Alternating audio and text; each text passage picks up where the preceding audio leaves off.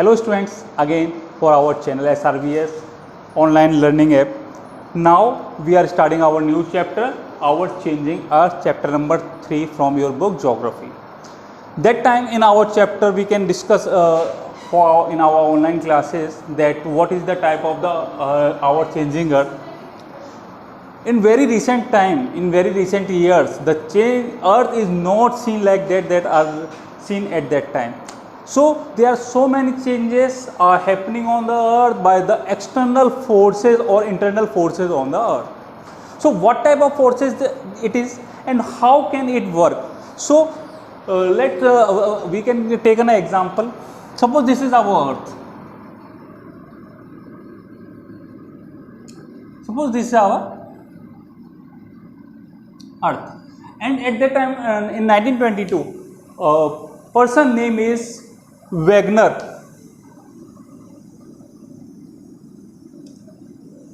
give their theory is plate tectonic theory. The name of the theory is plate tectonic theory, that is very famous.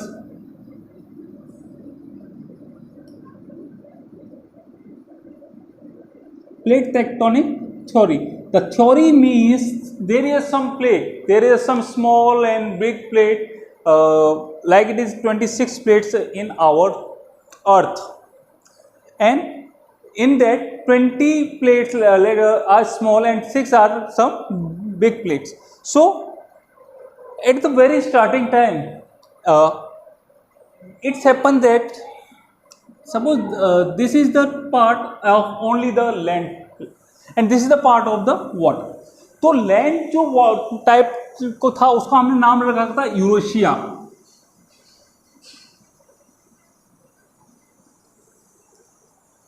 और ये जो land था इसका हमने नाम रखा था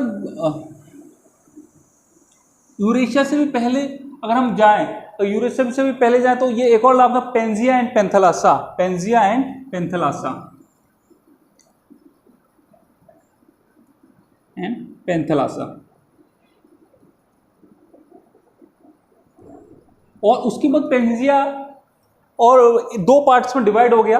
पेंजिया आगे जाके दो पार्टों में डिवाइड हो गया, जिसमें से एक जो ऊपर जो नॉर्थन पार्ट था उसका नाम बना यूरेशिया, जो मैंने अभी आपको बताया, और जो नीचे वाला पार्ट था उसका नाम बना गोंडवाना लैंड। वहां से जो सागर उसके अंदर जो ओशियन हुआ, जो वाटर बॉडीज आई, उसका हमने नाम रख दिया टेथिस।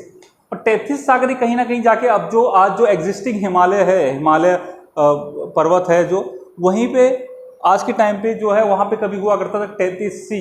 तो how these forces can change, how can the shape of the earth is like that changing gradually, there may be a changing rapidly, suddenly. So some movements are where we can describe this movement in two ways. The name of the movement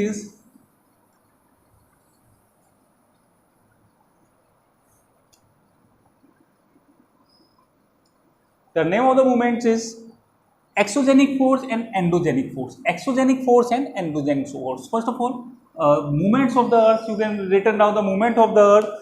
तो अब जो movements हैं, या तो वो movements हैं आपके जो दो ही तरीके के होंगे। फर्स्ट एक होगा आपका एंडोजेनिक फोर्स,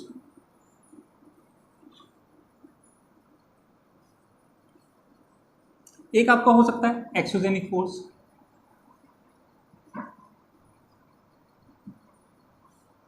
अब जो एंडोजेनिक फोर्स है, एंडोजेनिक फोर्स यहाँ पे टू सब डिवीजन में डिवाइड है। एक आपका हो गया सडन, जो बिल्कुल सडन हो, पता है ना चले, और एक आपका हो गया gradual.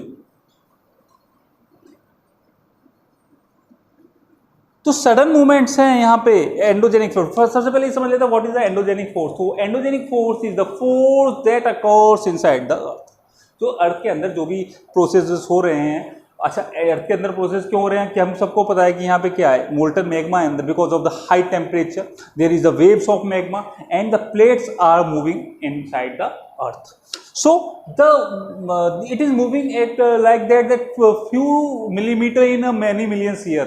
So we can not see it in our eyes, we can not feel that, but it happens, and we can see that because of the Wagner theory and all of this.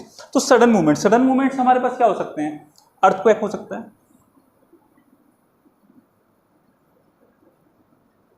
और क्या हो सकता है? Landslide हो सकता है। तो landslide हो गया, अर्थक्वेक हो गया, और क्या हो सकता है? वॉल्केनिक इरप्शन हो गया।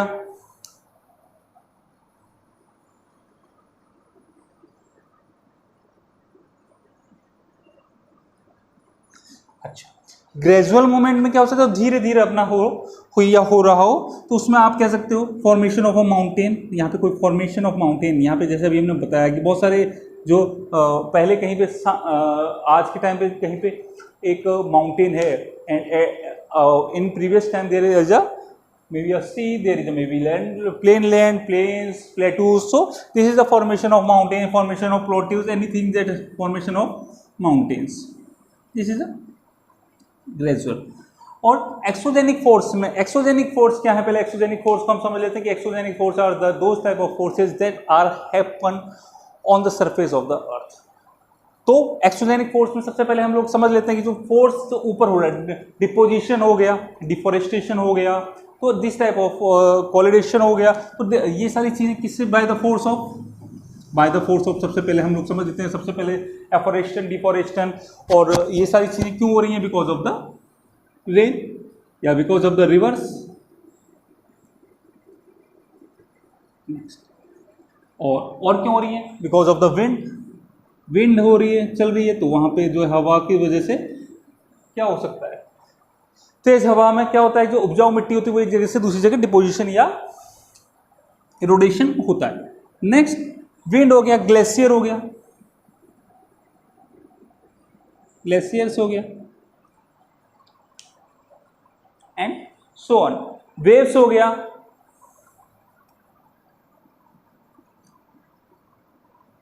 सी वेव्स। तो यहां से क्या है? एक्सोजेनिक फोर्सेज, ये endogenic forces, exogenic force. I hope you can understand the thing very clearly. Plate tectonics theory के बारे में हम लोग बात कर चुके हैं कि ये जो थ्योरी थी वेरी स्टार्टिंग में, ये आपको दी थी वेगनर ने इन 1920। आफ्टर दैट हैरी हेस नाम के एक व्यक्ति थे, Harry हेस and James Morgan. Harry हेस and James Morgan 1962 के अंदर ये थ्योरी को बहुत अच्छी तरह से बताया, और उन्होंने ये बताया, हैरी हेस और जेम्स मॉर्गन ने, कि यहाँ पे करीब करीब 26 प्लेट्स हैं, जिसमें कि 20 प्लेट्स कुछ छोटी हैं और 6 प्लेट जो हैं जियांट रूप में हैं, काफ़ी बड़ी प्लेट्स हैं। उसके बाद इस तरह की चीज़ें होने के बाद बिकॉज, अच्छा ये चीज़ें क्यों हो रही हैं? क्योंकि मैग्मा जो है because of the inert sector, because of the endogenic forces, because of the pressure of the earth on the earth, so this is there is a high temperature inside the earth. ऐसा हम लोग जानते हैं कि every 32 degree Celsius नीचे जाने में inside our earth 1 degree temperature हमारा क्या हो जाता है? इंक्रीज हो जाता है, और ये बढ़ता जाता है। तो करीब करीब 16, और अगर हम और नीचे जाएं, इनर सरफेस में चले जाएं, तो वहाँ पे टेम्परेचर 6000 डिग्री सेल्सियस तक पहुँच जाता है। अब यहाँ पे हम लोग एक और टॉपिक पर क्लियर कर लेते हैं, what is the conventional cell. Conventional cell क्या है? नाम से समझ में आ रहा होगा, कन्वेंशनल सेल एक जगह से दूसरी जगह जा रहे हैं, तो कन्वेंशनल सेल मूविंग सेल्स हैं, मूविंग है because of the forces of magma, because of the, अब क्या है नीचे, क्या है आपका नीचे, आपका क्या है नीचे? मोल्टन मैग्मा है। मोल्टन मैग्मा की वजह से क्या है? सेमी लिक्विड पार्ट है। सेमी लिक्विड पार्ट क्या है? किसी भी चीज को होल्ड करके नहीं रखेगा, होल्ड करके नहीं रखेगा तो क्या होगा? चीजें वहां पे फ्लोट्स करेंगी because of the high temperature. जैसे वो मैग्मा ऊपर आ जाएगा तो चीजें इरप्ट हो जाएंगी, चीजें आपकी फिर हार्ड होने लगेंगी, और वो मैग्मा जो है अर्थ पे जो है आपकी वापस से आप कह सकते हो कि ब्लैक सॉइल और सेडिमेंट्री रॉक और इस तरह की चीज़ों बन के वापस आपको मिलेगा। तो फॉर्मेशन ऑफ कन्वेंशनल सेल में हम लोग देखेंगे कि क्या किस तरीके से क्या होता है कि कन्वर्जेंट प्लेट्स होती हैं। कन्वर्जेंट प्लेट्स का काम क्या होता है? वो एक दूसरी जगह से दूसरी जगह पे चलती हैं। कन्वर्जेंट प्लेट की वजह से क्या होगा कि चीज़ें आपस में या तो कोलाइड करेंगी या डाइवर्जेंट करेंगी। अगर कोई भी प्लेट है,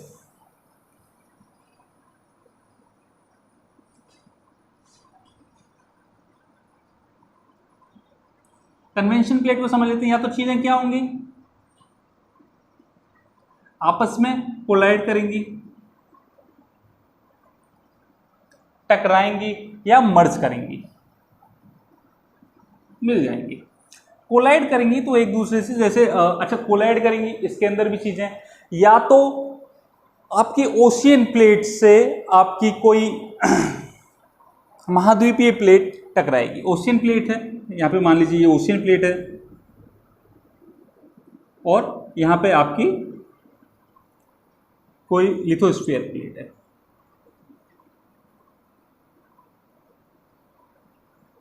ये कुछ भी हो सकती है। तो ओशियन प्लेट से लिथोस्फीयर या लिथोस्फीयर से लिथोस्फीयर, लिथो से लिथोस्फीयर, इस तरह से, या ओशियन से ओशियन,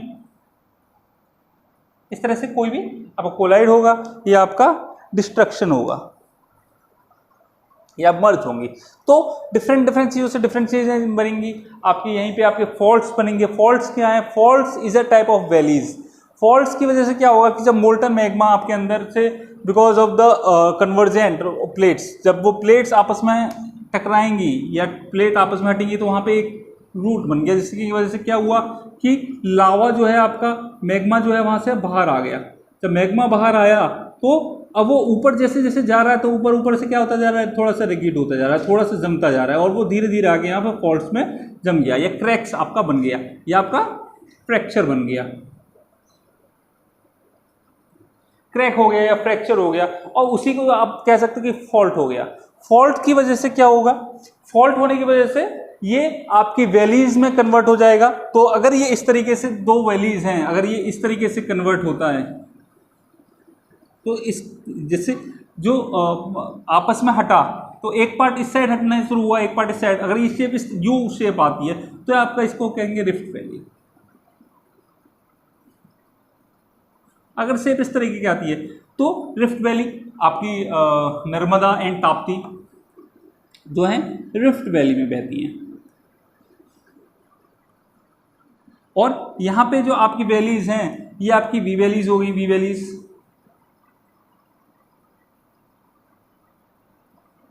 तो इस तरह की वैलीज आपकी बन जाती हैं। और जो आपका फॉल्ट्स है यही आपके रिफ्ट वैली में है। इसी में जो है आपका ब्लैक फॉरेस्ट है। ब्लैक फॉरेस्ट जो है जर्मनी के अंदर है, जो कि बहुत फेमस है। ओके, नेक्स्ट टॉपिक हम पढ़ेंगे earthquake. So keep watching our videos part second. Okay, thank you.